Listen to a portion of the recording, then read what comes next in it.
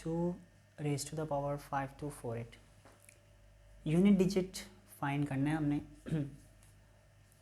इसका एक बेसिक सा रूल बना लेते हैं कि अगर 2 की पावर पे आपके पास कोई भी नंबर आ जाए तो आप उस नंबर को कंप्लीट पावर तक सॉल्व करने के बाद जो यूनिट डिजिट प्लेस पे डिजिट आएगा वो हम लोगों ने फाइंड आउट करना है इस क्वेश्चन में। ये एंटी टेस्ट के लिहाज से इम्पॉर्टेंट, एंटी टेस्ट और एप्टीट्यूड टेस्ट बहुत से एंटी टेस्ट के लिहाज से इम्पॉर्टेंट क्वेश्चन है।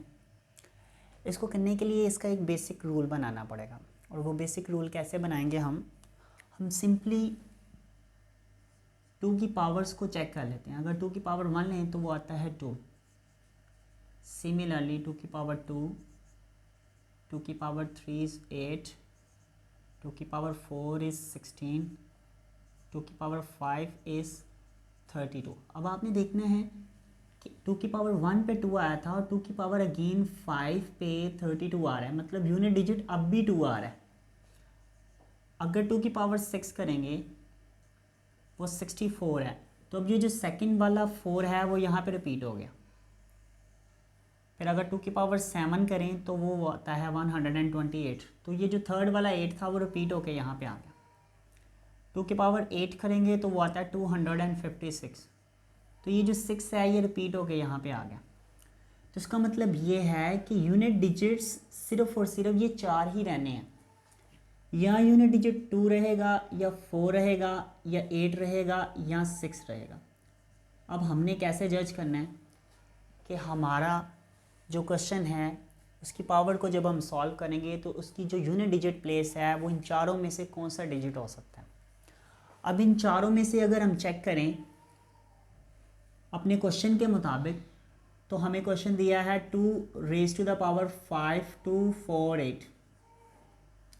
हमने सिंपली ये जो नंबर पावर पे लिखा हुआ है इसको चेक करना है। इस नंबर को आपने क्या करना है, इस नंबर का मॉड्यूलस या मॉड निकालना है विद रिस्पेक्ट टू 4, यानी इसको आपने 4 पे डिवाइड करना है। 4 पे डिवाइड करने के बाद आपने चेक करना है कि आपका रिमाइंडर या मॉड क्या आता है। अगर 4 पे इसको डिवाइड करोगे तो ये आ जाएगा 1, 3, 1 एंड 2। इट मीन्स ये कम्प्लीटली इसके ऊपर डिवाइड हो गया। अगर ये कम्प्लीटली इसके ऊपर डिवाइड हो गया इसका मतलब है आपके पास रिमाइंडर 0 आ गया। अगर आपके पास रिमाइंडर 0 आएगा तो आपने क्या करना है, 2 raise to the power simply ये 4 लिखते हैं, और 2 रेज टू द पावर 4 का जो यूनिट डिजिट आता है वो आता है 6, और ये जो 2 रेज टू द पावर का यूनिट डिजिट 6 आया है यही आपका यूनिट डिजिट है 2 रेज टू द पावर 5248।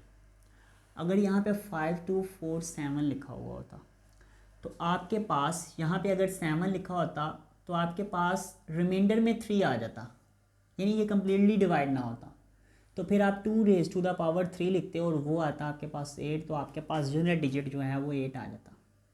अगर ये 5246 होता और आप 4 पे इसको डिवाइड करते तो डिवाइड करने के बाद आपके पास रिमाइंडर जो है वो 2 आ जाता, तो आप 2 रेज टू द पावर 2 लिखते और वो आप लोगों के पास आता 4। इट मीन्स कि आपका यूनिट डिजिट जो है वो 4 होता।